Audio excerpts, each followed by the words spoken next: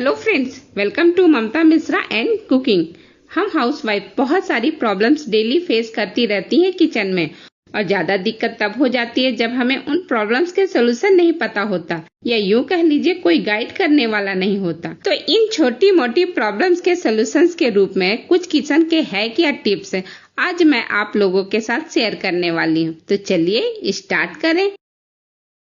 बहुत सारी लेडीजें बालों में डाई का प्रयोग करती हैं, और डाई लगाते वक्त बालों के साथ साथ माथे पर या कानों के पास स्किन पर डाई लग जाता है, जो बहुत खराब दिखता है।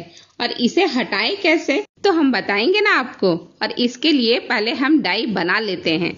तो हमने कलर भी डाल दिया और साथ में डेवलपर भी डाल दिया, और दोनों को अच्छी तरह से मिक्स कर लेते हैं। अब मैं इसको आपको फेस के ऊपर नहीं बल्कि उंगलियों पे दिखाने वाली हूँ। तो इस तरह से मैं हल्का हल्का दोनों उंगलियों पे अपने डाई लगा दे रही हूँ।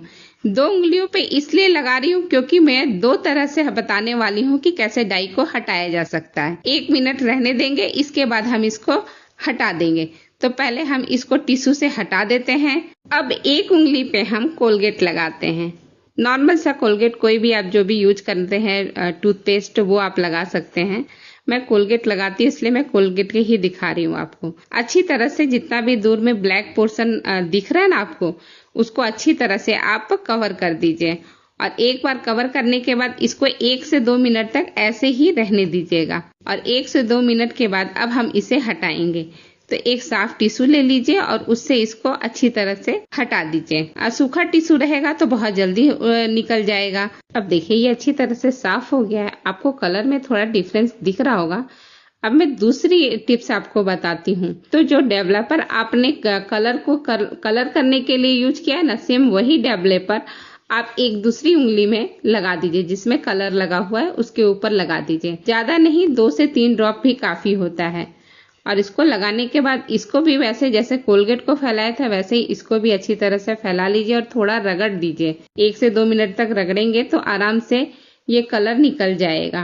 और हाथों के स्किन पे निकलने में थोड़ा टाइम लगता है, लेकिन सर पे ये बहुत जल्दी निकल जाता है। ये देखिए आपको दिख रहा होगा कि काफी निकल गया है। तो इस तरह से आप कलर को निकाल सकते हैं। चलिए अब दूसरा टिप्स देखते हैं। हमारे जो पुराने पड़े हुए बैग होते हैं ना, स्लिंग बैग या पाउच या फिर बड़े वाले बैग, सारे हैंड बैग, सारे बहुत जल्दी खराब होने लगते हैं, उस पे स्क्रैचेज आ जाते हैं। तो उसे दूर कैसे किया जाए, तो इसके लिए मैंने एक स्लिंग बैग लिया है और एक पाउच लिया है। अब इसके निशान को हटाने के लिए हम व्हाइट विनेगर लेंगे 2 चम्मच एक कटोरी में। और इस व्हाइट विनेगर में हम मिलाएंगे खाने वाला सोडा या फिर बेकिंग सोडा जिसे कहते हैं। वो ज्यादा नहीं, 2 चुटकी के बराबर आप मिला दीजिएगा या ½ चम्मच, और अच्छी तरह से मिला दीजिएगा। जब बेकिंग सोडा और विनेगर एक दूसरे के संपर्क में आएंगे तो थोड़ा सा रिएक्शन होगा। अब आप इस तरह से टिश्यू ले लीजिए और टिश्यू को हल्का सा भींगा लीजिएगा। जो हमने अभी बनाया ना DIY, तो उसमें आप हल्का सा भींगा लीजिए। और फिर जो बैग है, कोई भी बैग ले लीजिए, स्लिंग बैग ही मैं पहले ले रही हूँ, और इसको अब अच्छी तरह से पोंछ दीजिए। इस तरह से जितने भी स्क्रैच वगैरह पड़े रहेंगे ना, वो सारे रिमूव हो जाएंगे। आप इसके बेल्ट को भी पोंछ दीजिएगा, उस पे भी कभी कभी निशान वगैरह रहते हैं। और सेम अब मैंने दूसरा टिश्यू लिया है और उसी लिक्विड को वापस से मैं ले लूंगी, और ये जो पाउच है इसको भी मैं इस तरह से छुड़ा लूंगी। हल्का हल्का आप प्रेस करते हुए छुड़ाइएगा, बहुत इजीली छूट जाता है। इसके बाद जो चमड़े का या लेदर का बैग रहता है ना, या उसके फिनिशिंग का रेजिन का बैग रहता है, उसके लिए आप हल्का सा कोई भी मॉइस्चराइजर, क्रीम या ऑयल ले लीजिएगा और उसके ऊपर एक बार अप्लाई कर दीजिए। इस तरह से शाइन भी बहुत अच्छी तरह से आ जाएगी बैग में, और बैग पहले से भी ज्यादा सुंदर और बिल्कुल नया दिखने लग जाएगा।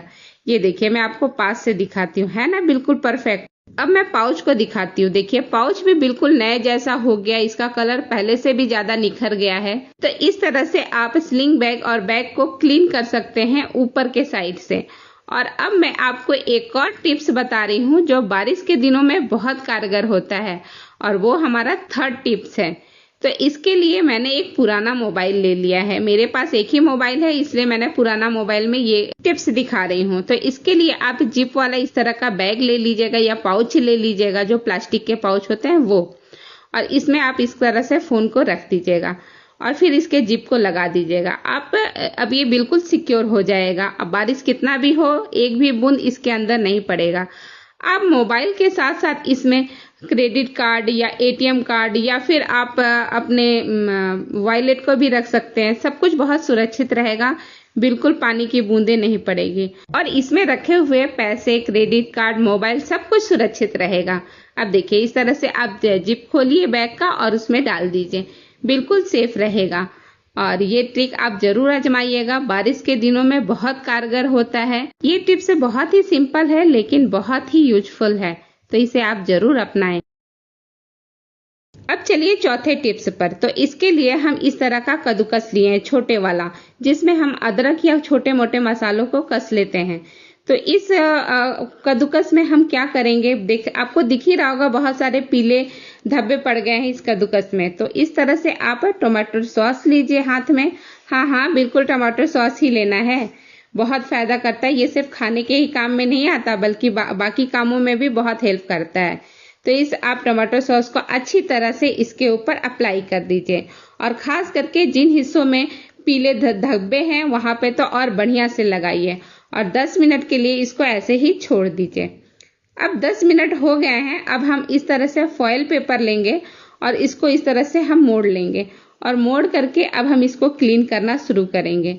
देखिएगा 10 मिनट में बिल्कुल चमक जाएगा आपका कद्दूकस। तो इसको अच्छी तरह से हम रगड़ लेते हैं और रगड़ने में हमें 2 से 3 मिनट का टाइम लगेगा और 2 से 3 मिनट में देखिए काफी साफ हो गया है। अब हम क्या करेंगे, जो बर्तन धोने का साबुन होता है ना, उसको हम ले करके इसके ऊपर अच्छी तरह से अप्लाई कर देंगे। थोड़ा रगड़ भी देंगे जिससे और भी एक्स्ट्रा जो भी डर्ट्स होंगे वो सारे निकल जाएंगे। अब देखिए ये अच्छी तरह से साफ हो गया है, आपको दिख ही रहा होगा।